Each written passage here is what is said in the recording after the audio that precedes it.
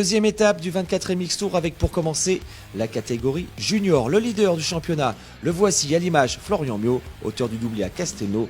Le pilote Yamaha MJC va tenter d'aller chercher un nouveau doublé. Le premier départ et le all shot signé Xavier Casal. Le numéro 207, le pilote KTM VHR qui prend les choses en main très rapidement.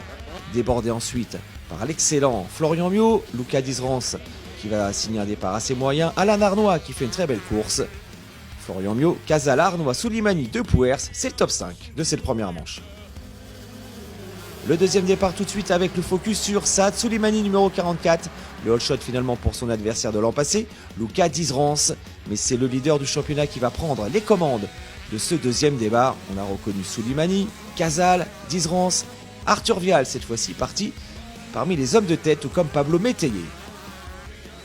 Xavier Casal qui s'accroche pour tenter d'aller chercher son premier podium en junior. Saad Soulimani qui fait le spectacle en allant chercher un nouveau podium de manche. Florian Miot est intouchable. Il va remporter finalement cette deuxième épreuve du championnat de France junior du côté de Romagné.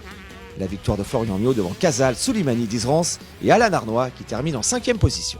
Toujours leader, Florian Miot.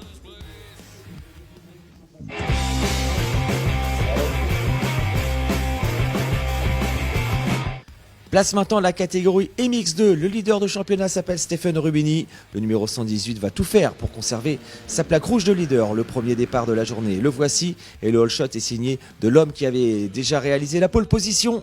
Pierre Goupillon est en tête. Départ également intéressant pour Brian Moreau en seconde position du retour. Après sa blessure, le pilote Kawasaki Bell Racing qui signe un excellent début de course, tout comme Thibaut Bénistan à la lutte avec Valentin Tellier. Tellier et Bénistan, c'est la grosse bagarre. Mauvais départ en revanche de Tom Guyon. Et finalement, Thibaut Bénistan, le vice-champion de France junior de l'an passé, qui va faire la différence sur Tellier. Vous avez aperçu l'erreur et la chute de Brian Moreau. On a découvert également Mitchell Harrison, le nouveau pilote Kawasaki Bell Racing qui va s'offrir un premier top 5. Le vainqueur, le voici. Goupillon s'impose devant Bénistan, Tellier, Moreau, Harrison et Rubini, revenu de la dernière à la 6e place. Le second départ tout de suite avec un homme revanchard, Mathis Boiramé, à domicile qui a cassé son moteur lors du premier débat. Boiramé qui veut absolument s'imposer pour retrouver la confiance et finalement le vainqueur de la première manche. Pierre Goupillon qui signe le all shot.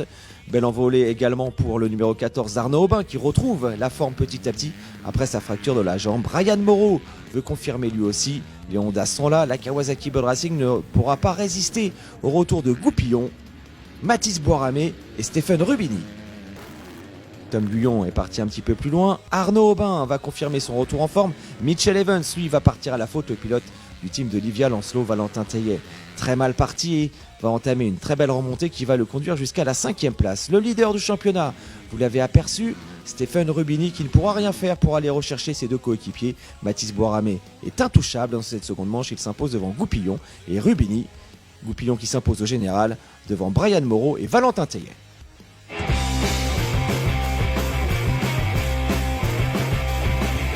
Place maintenant la catégorie MX1. Le leader du championnat s'appelle Nicolas Aubin. Zach Pichon qui a fait le déplacement pour venir s'aligner avec les meilleurs pilotes 450 cm3 premier départ.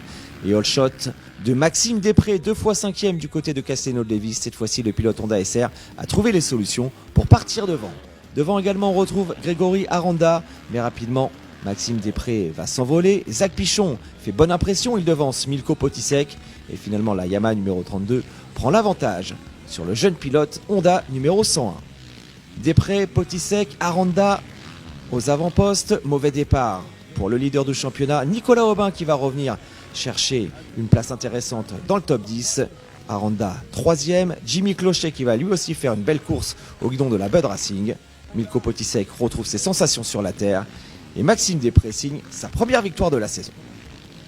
Després, Potisek, Aranda, c'est le top 3.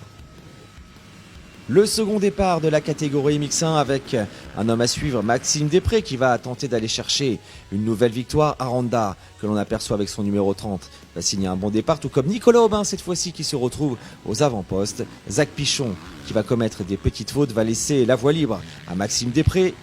Ou encore Grégory Aranda, belle performance une nouvelle fois du pilote Bud Racing. Jimmy Clochet, excellent tout le week-end. Milko Potisek qui va confirmer sa belle première manche. Et Nicolas Aubin, cette fois-ci, est à la lutte avec Grégory Aranda pour la deuxième place. Maxime Després s'est envolé. Aubin qui attaque.